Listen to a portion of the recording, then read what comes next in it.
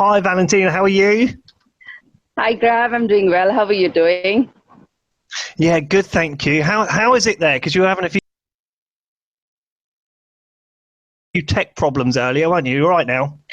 It's much better now that I'm in the I was backstage, as it was telling me. It's much better backstage. So I don't know how I'm going to put up with what Jazz just did there. I don't know how I'm going to fill the shoes in. I know. I don't think anybody could follow that, could they? But still, I'm sure I swear. your story will resonate with many. So thank you very much for joining us. I'm going to leave you to it, Tina. Thank you very much. Thank you so much, Graham. Thank you so much. Hi guys, how you doing? How you guys doing? I know it's a crazy situation out there, but we are good. So I'm reporting live. My name is Valentina Mahesh. I'm from Mumbai, India, and right now I'm in the middle of a containment zone. So we have some COVID patients out there, and so this my whole apartment complex has been containment zone listed, red zone. Well, today I come here with a very personal story. I just wanted to share this with you. I know it has been some really challenging times out there, and there is so much that is happening in the world out there, and so I decided to share a piece of my life with all you guys. So here it goes. I'm going to share a story with you. So usually the month of March or April are considered to be the end of the academic year. So we have these children who are preparing to go in for their summer holidays, and they're all excited to go to their hometowns, and they're all exuberant for the summer vacations that are happening. So this was a few years back where I was a nursery teacher, and all my children were getting ready, and it was their last day at school, and I personally was throwing them a going away party, and it was tugging at my heart because I had been with them over this one whole year of an amazing journey of tears, laughter, scrape, bruises, band-aids, and God knows what. And here they were, my little babies, all flying out of the nursery nest. So I dragged myself to school that day, and there was this tugging in my heart, and I was like, oh my God, I don't know if I'm going to see them again, or if what if they grow up so fast, and what if I pass by them and I won't be able to recognize them? What am I going to do then? And it was all these thoughts of just not being going to be able to see them again or whatever, because I've seen life changing this. So here I am. We had a wonderful time. We had dancing, singing, games, stories, everything. And then it was this last few minutes where we had this final circle time. And I was salvaging it literally, and I didn't want to leave them just there. I just wanted them to have a memory. So the children in my class, this whole bunch, even the boys, liked glitter. So I made these little red hearts, and I covered them with glitter. And I when I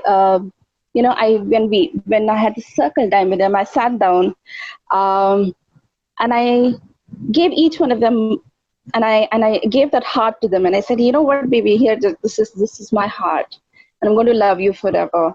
So here, you can keep this for you. And each one of them took it so happily because it was all shiny and glittery, and they just loved it. And finally, the bell rang, and it was the loudest bell of my career. I remember it still resonates in my ear. And there they were ready to go one by one. And as they were leaving, little Joey came back to me and he said, teacher, I don't want your heart. And I felt the wind, as though there was no oxygen in the room. There was something that was constricting inside me. And I just did not know how to react. So I got down to him. I went on my knees and I held his little hands and I said, "What happened, Joe? Is everything all right? Is there something you want to tell me?" And I was fumbling. I was shivering. I did not know what did I do wrong. And in my mind, this is, "Oh my God, what's happening? Oh my God, what is happening?"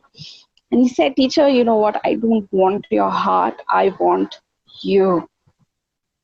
And I'm still shivering because it was when he, when those words hit me, "I don't want your heart, I want you." Oh, something something changed in me as a human being that day. I was in the same, frankly, I didn't realize at that moment that those words really could come out from a child. And I went home.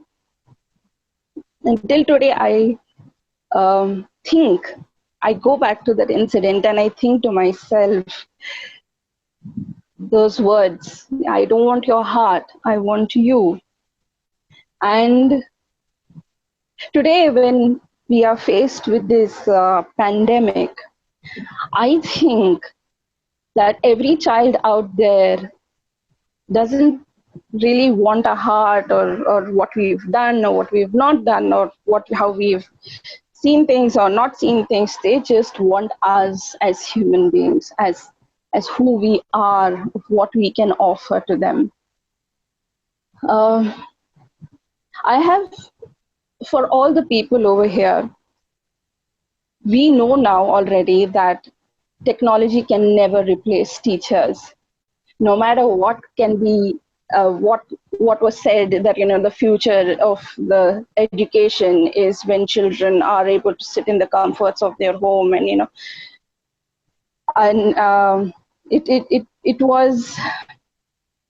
it's obvious now that the children have understood the need for a teacher and the teacher has understood the need for the child. But there is one very important journey as us teachers need to undertake in order to be fully available for our children, is the journey within ourselves. Because teaching is a profession that doesn't allow you to be who you were when you joined the profession. Or how many of you really think that your profession has made an impact on you in your personal life? You can start commenting on that. What has happened?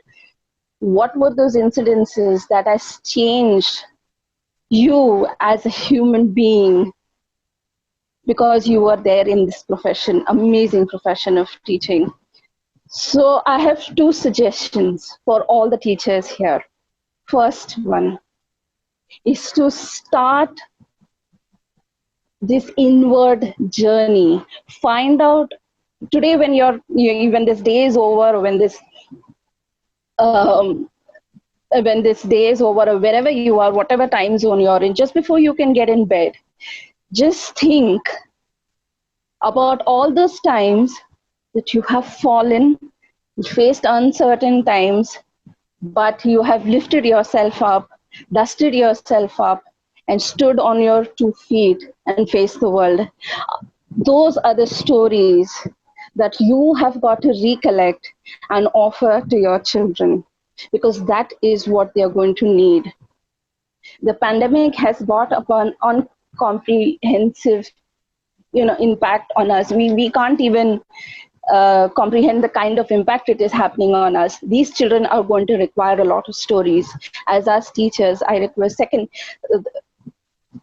second one you need to do is take an inward journey. Take an inward journey. Go on to a journey within yourself and see within you what best your soul can offer to these children. That's all I have for all you guys. Teach from your soul, not as a profession, as do it as a duty from your soul. Right? So this is all I'm going to take your time with. Remember this, today when you're going to go, just do this little, just one bit. Today when you're going to go to bed, just think about all those times in your life where you faced a situation where you felt that you have lifted yourself very gracefully, very effectively. Those are the stories you got to give to your children, my dear lovely, lovely people who are here today. And this is all the message I can give from India to the world. I just want you all to just put your hands together. Just put your hands together and just let's close our eyes. What I'm going to do is offer a Sanskrit chant for all the people to have peace, to have contentment, just to feel content with whatever they are, whoever they are, and however they are, in whatever situation they are, because that alone can bring peace. Let's join our hands together and just close your eyes.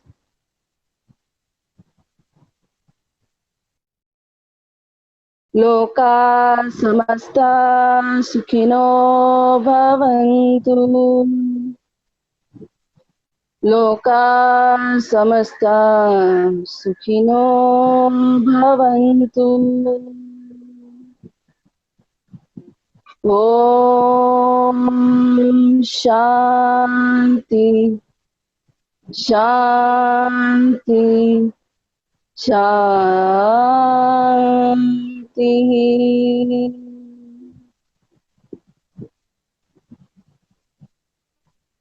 Namaste to all you lovely people. Namaste literally means the divine in me bows down to the divine in you. And that's what I want you to give to your children. Bow down to the divine in them by enlightening the divine within you. I would like to give a huge shout out to Ian Gilbert of Independent Thinking. What an amazing Zen monk he is. And I would like to thank Graham Andre and Brew Ed for giving me this wonderful opportunity, and love to all the people here. Peace. Thank you. Oh, Valentina, thank you so very much. Such a heartfelt presentation. And it is really difficult, isn't it, at this time, that we cannot show the love to our children that we would normally, you know, things like just touch and cuddles and a hand on the shoulder and reassurance. It's so very difficult. Absolutely. Thank you so much. It really has touched a lot of nerves with a lot of people. And you're right, technology can never take the place of human compassion and kindness. And you know, we try and do what we can, but you can't do that. We can't replace that. And that boy, that little boy that had that love for you, he was so very lucky. So thank you very much. I'm sure, Graham, that all of us will be able to get in touch with that divinity within us, get in touch with who we are, the soul within us, because that's what we can offer. Because right now, children don't need information and technology, information and knowledge is all out there. But what they require from us is just being us, human to them. Absolutely. Do you think you can talk to our government about that, please? I will do that. I mean, I'll just give me the number. Whom can I call up? I'll just give them a good nice shout out. Thank you, Graham. Thank you so much for the opportunity. It's been amazing. You got some lovely comments. Hopefully you'll be able to catch up with those later. Thank you very much. I will do that. Thank you so much. You can you can use #BrewEd, and you can put on my Twitter handle there. Thank you very much. Thanks for joining us again. Thank you. Bye-bye. Bye-bye. It's a pleasure. Oh, sorry. So I cut off a bit there.